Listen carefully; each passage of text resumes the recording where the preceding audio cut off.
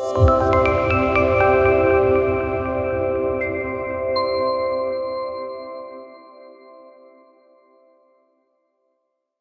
Peter Voorhees. I'm a myeloma researcher at the Levine Cancer Institute in Charlotte, North Carolina.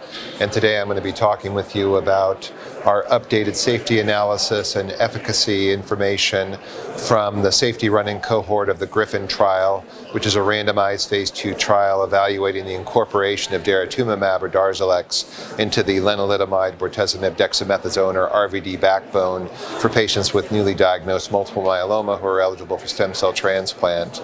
So, as you know, treatment options have improved steadily over time for patients with multiple myeloma, and outcomes are better than ever before.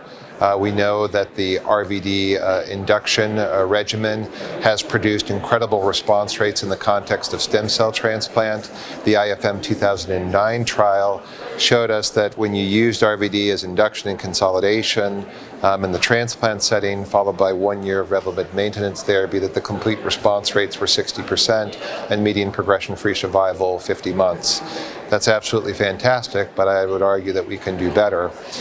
We know that Daratumumab has performed very well in the relapse setting, so it was initially approved as a standalone therapy for patients with relapsed refractory disease who had been through many prior therapies. Since that time, it's been improved in combination with a variety of different myeloma strategies. So for example, it's approved now in combination with Revlimid and dexamethasone for relapse disease, as well as Velcade and dexamethasone. And more recently, it's become approved in combination with bortezomib, melphalan, and prednisone for transplant ineligible patients who have newly diagnosed disease. So we were very interested in seeing how Daratumumab would perform in the RVD backbone in a transplant setting for newly diagnosed myeloma patients. So the first thing that we did is we wanted to ensure that it was safe.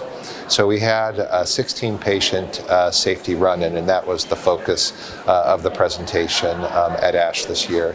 So we had presented some of this data last year at ASH, and at that time what we had shown was that the dose-limiting toxicities were acceptable and we could move on to the phase 2 portion of the trial. So what I'm happy to report at this year's ASH is the fact that, one, it seems to be safe with longer duration of therapy. So the side effects that we're seeing are very much in line with what one would expect with Daratumumab or the RVD backbone. We did see a number of infections in this, and that's something that we'll have to monitor very closely. Whether that's any different with the inclusion of Daratumumab remains to be seen, and will be the something that we'll look at very closely in the randomized trial. We also wanted to look at stem cell collection and engraftment at the time of stem cell transplant. There were some concerns that perhaps Daratumumab could create some trouble with regards to stem cell collection, given the fact that CD38 is expressed in some bone marrow precursor cells. So we were able to successfully collect stem cells in these 16 patients. So the median number of stem cells that were collected was 8 times 10 to the 6 per kilogram, which is very good. The time to neutrophil engraftment in the transplant setting was 13 days, and the median time to platelet engraftment was 13 and a half days. So there was no signal for adverse consequences of Daratumumab with regards to stem cell collection or engraftment and count recovery after stem cell transplant.